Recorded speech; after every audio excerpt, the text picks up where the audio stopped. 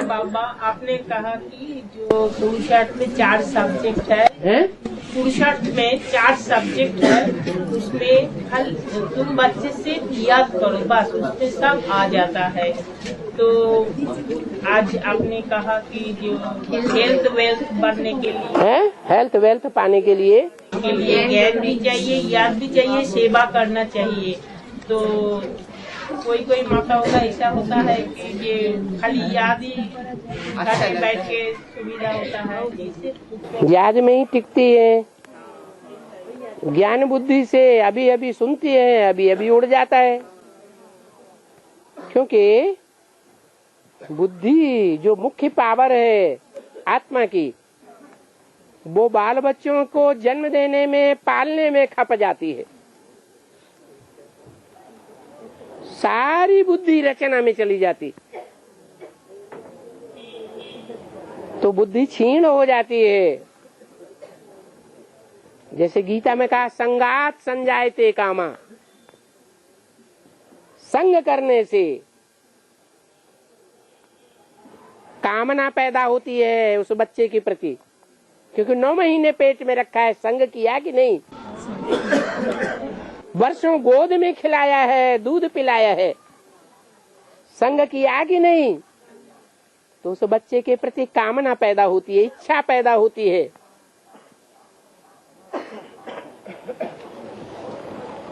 बच्चे दिन प्रतिदिन तामसी होते जा रहे हैं, या माँ बाप की इच्छाओं की पूर्ति करने वाले होते हैं?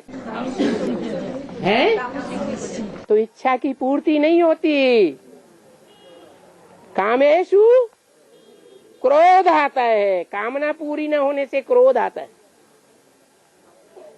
बार बार क्रोध आने से बुद्धि भ्रष्ट हो जाती है। तो माताओं की बुद्धि नहीं उतनी काम करती कि ज्ञान की बातों को याद कर सके। लेकिन लगाव वाली बुद्धि तो है? माता के रूप में जन्म जन्मांतर जो लगाव पैदा हुआ है, वो तो संस्कार है। तो बाबा कहते हैं कि शिव बाबा तुम्हारा बड़ा बच्चा है। शिव बाबा के प्रति तुम अपना लगाव पैदा करो, और लगाव हो भी जाता है। क्योंकि शिव बाबा ऐसा बच्चा है जिसको न 9 महीने पेट में रखा है, और न उसे गोद में पाला है, न उसकी चट्टी पेशाब साफ करनी पड़ी। ये भी गारंटी देता है कि विनाश के टाइम पर सब धोखा दे देंगे, कोई संबंध तुम्हारा नहीं होगा। लेकिन कौन होगा? एक बाप, दूसरा न कोई।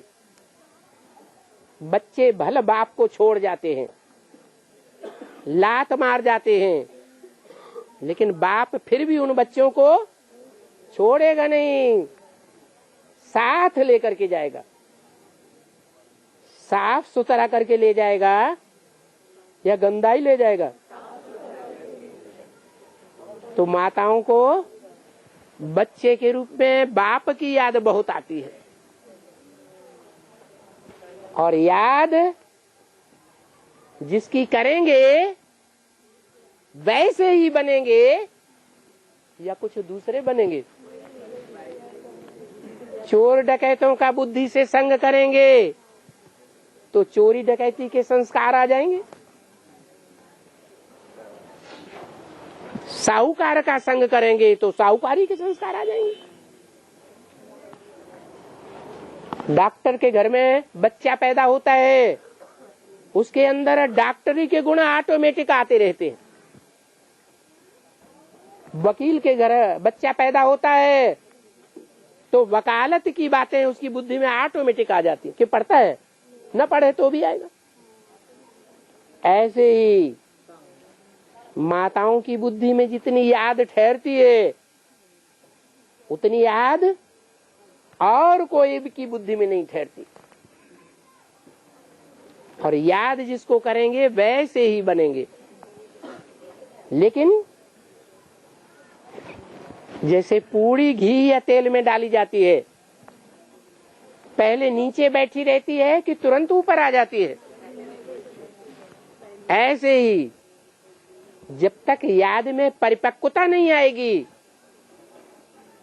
तब तक बुद्धि में वो ज्ञान इमर्ज नहीं होगा जो बाप के अंदर ज्ञान है।